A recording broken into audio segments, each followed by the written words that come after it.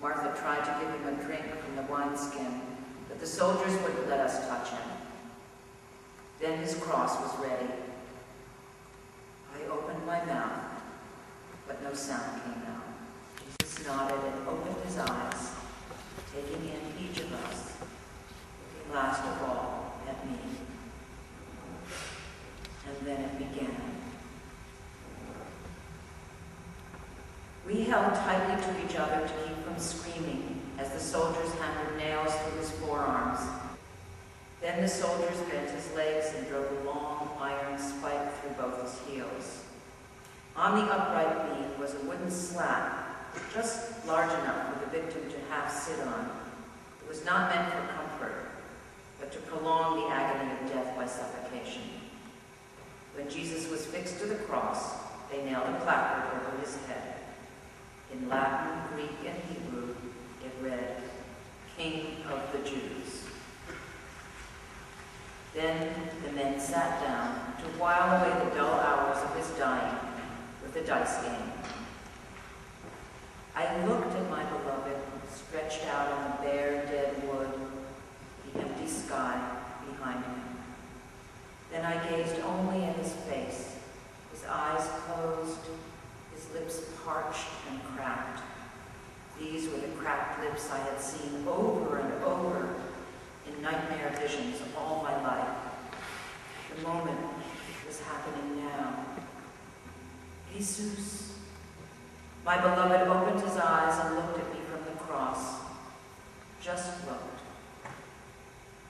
No, I heard him speak in my mind. No, Maeve. I can bear the pain. Do not argue with me, I answered sternly. No, Maeve, no. This suffering is mine. Remember your vision inside the Druid mound. You know the suffering is mine too. Yes, for my sake, for love's sake. Then my beloved cried aloud, and I was there on the cross with him. I became him. I became pain so absolute that whose it was seemed meaningless. Lacerated flesh, torn muscle, racked bone, pounding head. Words can't say it. There was no place of ease by which to identify this pain. There was nothing to hold on to. Then I found some floating scrap of will, whose I don't know, and I grasped it, praying in and out, in and out. Oh love, oh love, oh love. My prayer became heartbeat, breath, for minutes, for hours, I don't know. Oh love, oh love, oh love. Oh, love. Oh, love. Oh,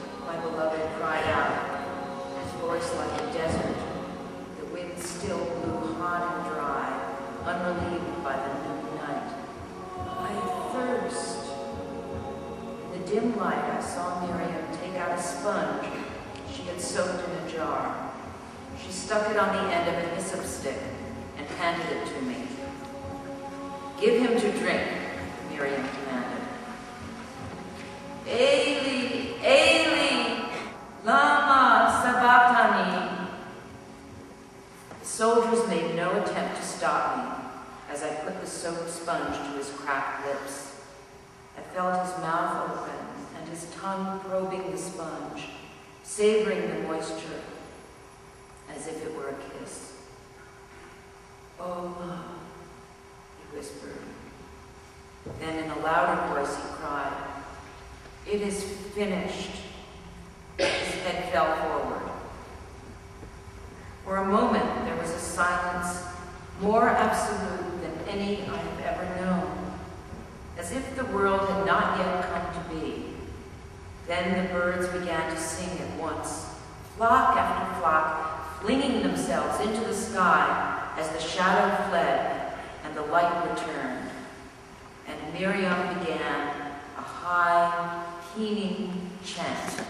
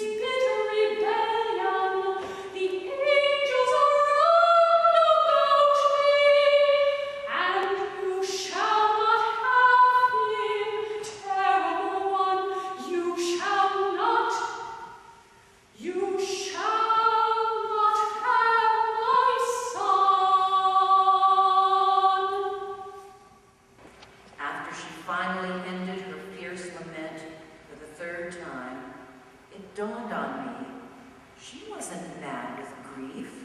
She had a plan, a brilliant, audacious plan. I picked up the jar that had held the sponge and sniffed it, confirming my suspicions. When no one had known where she was that morning, she had been gathering herbs, bitter herbs, sweet herbs, saving herbs. I heard the clink of coins as Joseph tried to bribe him. He argued for a while, and then returned to me, shaking his head. It's no use. They're terrified to disobey orders. They're allowed to cut the Jews down an hour before sunset, out of respect for the Sabbath, but they won't budge till then. Joseph, another fear dawned on me. They won't take his body, will they? We can't let them. I haven't been much use made, but that much I can do for him, for you. I own a tomb near here. I have already petitioned the proper authorities, and they will let me have the body. I kissed his cheek and went to sit with the other women weeping at the foot of the cross. I did not weep. I held fast to his foot and listened to the sound of the river while Miriam's song hushed to a sigh like the wind in the reeds. This one is already dead. I woke suddenly to see two soldiers standing over us. We scrambled to our feet and waited for the soldiers to take him down from the cross. I held my breath. Miriam's plan was going to work. It was going to work.